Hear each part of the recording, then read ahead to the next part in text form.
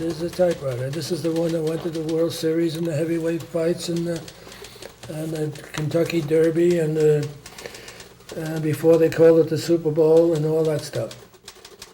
Good afternoon and thanks for joining us. I'm Judy Simpson. For today's Flashback Friday, we're paying tribute to one of the most influential journalists of the 20th century. His name was W.C. Heinz. You may have known Heinz as the author of MASH, the poignant anti-war book that became a hit TV show.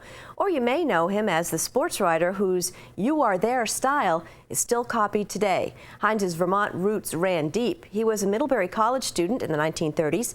He passed away in Bennington in 2008 at the age of 93. Heinz's career started as a World War II correspondent. When he returned home from Europe in the 1950s, he began a new journalistic career, this time as a sports writer. His subject became DiMaggio and Lombardi. His workplace became the Super Bowl and the World Series. 20 years ago, Heinz sat down with Across the Fence's Will Michael and talked about his career. I got my first experience, writing a sports column in the Mount Vernon High School weekly paper. And at that time, I became interested in starting to read sports writers in the New York papers. When I went to Middlebury, I was a sports editor of the campus and also of the Kaleidoscope, which was the yearbook that came out every year. And I practically wrote the sports page because there weren't that many of us. And then after each, the paper would come out, I think, on Wednesdays, and on Wednesday afternoon we'd have a meeting in Old Chapel, and the sports editor, who was a roommate of mine and later won a Pulitzer Prize, would conduct this critique. And we would critique each other's stories, and in that way I think we all improved. So that was a valuable experience. This was the 1930s. Was there a career as a sports writer? Is that what you saw? Yes. By that time I wanted to be a sports writer.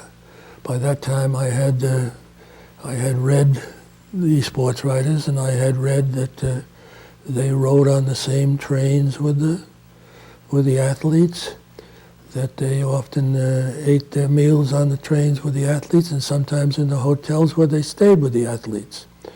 And in that way, it seemed to be the next best thing to being an athlete.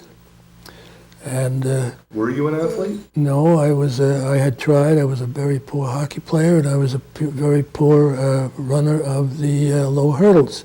I was always fourth in the low hurdles, and that was all right because a team got points in these races up to number 4, and you got 1 extra point.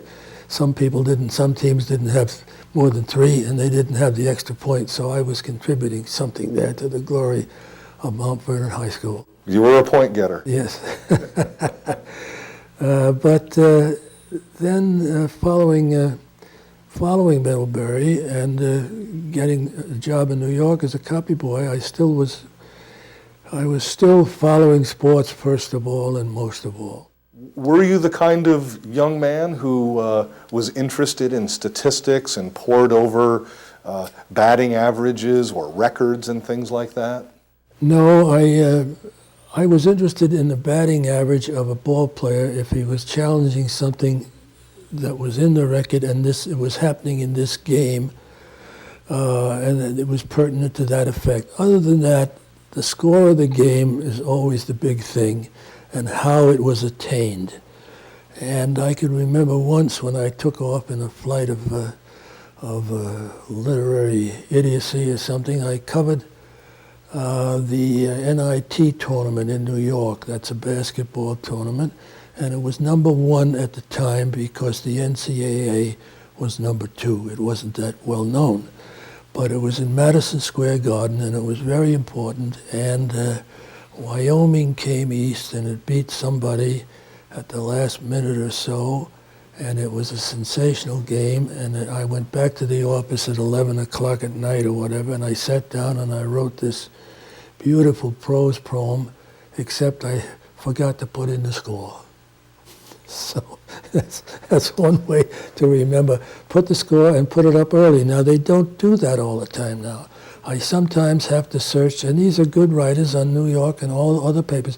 I have to search down to line number 3 to find out what the score was. Very often the headline will say that who won, but I have to search to line 3 to find out what was the score. And I don't understand that. What did you understand your role to be as a sports writer? Well, as a sports writer, my role was to take the reader where he couldn't be and to give him the impression that he was, as he read it, that was seeing this and hearing it all as if he were there. And I learned that from a great writer named Frank Graham, who also taught that to Red Smith. He taught it in the sense of writing well, and to anybody else who was attuned to that, who was perceptive enough to learn from it. And it can be very, very effective when it works well. And on one occasion, I wrote an interview in Stillman's gym, and at the end, I had a friend with me who happened to be a neighbor, and he was interested in boxing, so I took him to this interview. And after we left, I went down to my office and he went to his, and I wrote the piece. Now, the piece came out the next afternoon. And when the piece came out, I was at home for dinner now, and he was at home, and he came running across the lawn. And he said, "That's a great column you wrote about that interview yesterday." I said, "Thank you." He said, "You know what I did?" I said, "What?" He said, "I was riding back here in the train. There was a guy sitting next to me. I don't know who he was. He's just a stranger." I said, "I want you to take the time, sir, to read this column." I said, "I'm asking you because I was in that locker room when that column was written," and he said, "Everything that was said in that locker room is in that column, just the way it was said." So he said he read it and he liked it, and he said, "That's what I did." I said, "Gene, come on, straighten yourself up." I said, "How long were we in that locker room?" He said, "I don't know, half an hour or 40 minutes. I said, "How long did it take you to read that column?" He said, "I don't know, 2-3 minutes." I said, "Yeah, where's the other 37 minutes?" But that is the trick. To get the meaning of it and the manner in which it was delivered, all condensed into 750 words. It's a trick, but there are many people who can do tricks in this world. Bill Heinz, the writer, remained committed to capturing the essence of the story.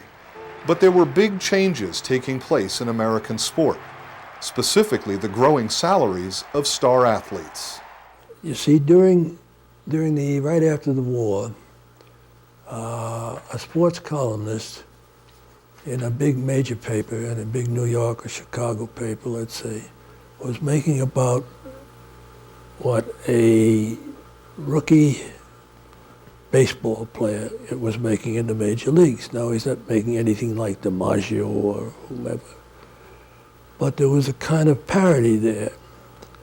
And then as the athletes got better paid, there wasn't a comparable rise in newspaper salaries, which in a way gave the athlete a privilege to look down on newspaper men, and the newspaper men the privilege of disliking athletes if they wanted to. But I always felt, as a sports writer, my future in the game depended upon the athlete. Yeah. I mean, he was the one who was doing the thing. It was not I. So I had no problem with that. I did detect among sports writers an animosity a jealousy toward athletes because they were so celebrated and were such public heroes in their game, stars in their game, that underlying some of the things that were written was envy. And it usually never came to a point where the athlete would recognize it, but once in a while somebody would tell off an athlete, and there would be almost until somebody separated them, almost a one-sided fight. But no, I don't think that any of them most of them let it get into their pieces. As Stanley Woodward referred to it once about covering athletes, he said, "Let's not God them up," which I thought was a great phrase, and it's something you had to keep in mind all the time. In those days, we weren't searching out secrets of private lives any more than athletes were not entitled to the secrets of my life or anybody else's life. I never felt that I was entitled to the secrets of an athlete's life. If it was interfering with his play, it wasn't my responsibility to report it to the public. It was the responsibility of the ball club to take care of it in its own way. And then if perchance his play fell off so bad that it became somehow, where the ball club almost threw up its hands and became a matter of public knowledge, you try to treat it as kindly as you could, as you hoped an athlete would treat yours if you were in the same situation. You have to be very humane about these things if you're going to be successful, because the subject won't trust you if you don't, and you should be that way anyway. That's what life should be like. The biggest driving force behind the evolution in American sports was television. Sports writers were now having to contend with cameras. There is, and there still is, a great deal of fiction between the writing press and the TV press and the radio press, because it's obvious that when you're interviewing in a group, that the subject is going to look at the camera. He's not going to look at the fellow with the notebook. That says two things. Number one, he knows that he's on camera, and number two, the fellow with the notebook isn't that important either. So this has made life very difficult for some of or more difficult, because let's face it, it isn't that difficult a life. A difficult life is digging a ditch with a pick and shovel. This is not like that. But it's made the job less easy. And the press very often openly resents it in the manner in which they write their stories or something, but that's to be understood. And it's at the same sense, it's when they do get the athlete aside, his answers are the answers that he made on the camera, or would make if they hadn't answered that one. You ask that one, he'll give you the same answer he would have given on camera. And that's not the answer you're looking for. The compilation is called What a Time It Was. Let me put a question mark on the end of that and say, what a time it was? Yes, because our lives are so much more complicated now that we can't take the enjoyment. Yeah, can't take the enjoyment out of sports that we used to. Yes, we have our cheering mobs now at the ball games and things. But when they leave that ballpark, their minds, somewhere back in their minds is the difficult time that they live in. The joys in the ballparks are as great as the joys. The gladness there is as great as the gladness has ever been in ballparks, wherever they are. But the gladness at home isn't the same anymore. So there's a difference between the gladness that you experience at the park and the gladness that remains in your life. And unfortunately, our generation and the ones to come are being deprived of that last gladness. Before his passing, Heinz was elected to the National Sports Writers Hall of Fame, and today many of his books are still being reprinted by his publisher, DeCapo Press.